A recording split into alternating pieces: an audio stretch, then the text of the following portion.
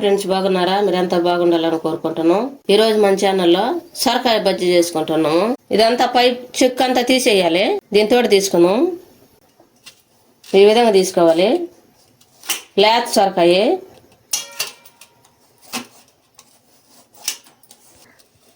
ఈ విధంగానే అంత చెక్కు అంతా తీసేసుకున్నాము. ఇదంతా కట్ చేసుకోవాలి శుద్ధంగా. ఈ విధంగా పైన ఉన్న తొక్కు అంతా తీసేసిన తర్వాత ఈ కొస కట్ చేసేసుకోవాలి. ఈ కొస కట్ చేసి పడేయాలి. ఇటు ముందు పక్క కూడా కట్ చేసి పడేసుకోవాలి. ఇప్పుడు సన్నగా ముక్కలు చేసుకోవాలి.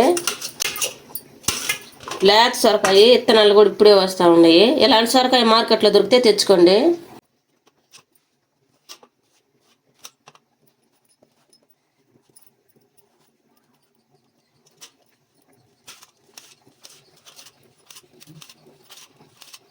ఆరోగ్యానికి చాలా మంచిది ఇలాంటి సొరకాయ తింటే.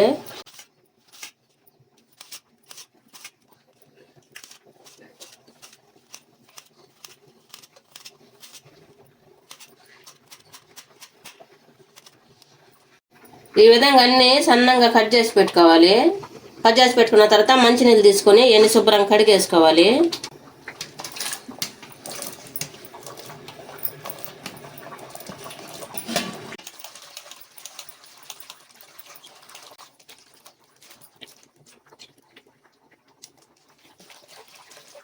నీళ్ళలో నుంచి ఒక ప్లేట్లోకి తీసుకోవాలి. మనం కట్ చేసుకున్నప్పుడు ఇసుక వస్తుంది కదా, ఇసుక రాకుండా ఈ విధంగా కడిగి తీసుకుంటే బాగుంటుంది. ఈ సొరకాయ బజ్జీలోకి 2 టమాటాలు తీసుకోవాలి.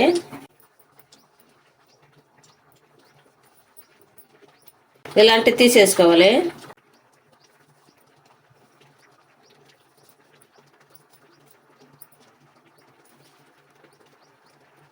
ఒక స్పూన్ పసుపు వేసుకోవాలి.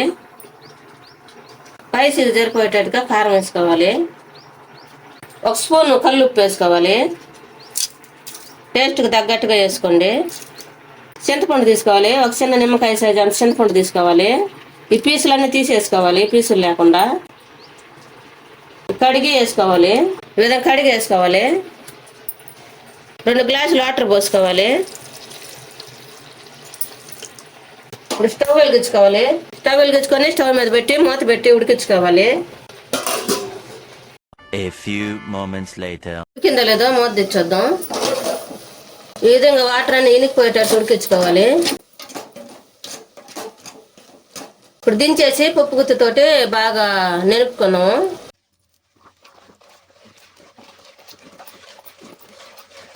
ఈ విధంగా అంతా రుద్దేసుకోవాలి. పప్పు గుత్తితోటి నెనిపేసుకోవాలి.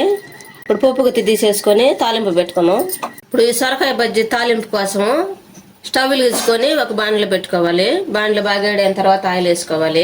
2 స్పూన్లు ఆయిల్ వేసుకోండి. 1 స్పూన్ తాలింపు గింజలు, ఉల్లిపాయ ముక్కలు, కరివేపాకు, ఎండుమిరపకాయ దంచి వేసుకోవాలి.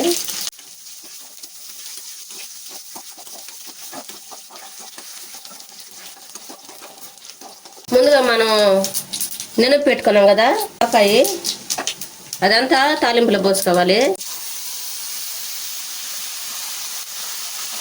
మొత్తం కలుపుకోవాలి. ఎంతో టేస్టీగా ఉండే సొరకాయ బజ్జీ రెడీ అయింది. ఈ వీడియో మీకు నచ్చినట్లయితే లైక్ చేయండి, షేర్ చేయండి, సబ్స్క్రైబ్ చేసుకోండి, పక్కన బెల్ నొక్కండి. Thank for watching.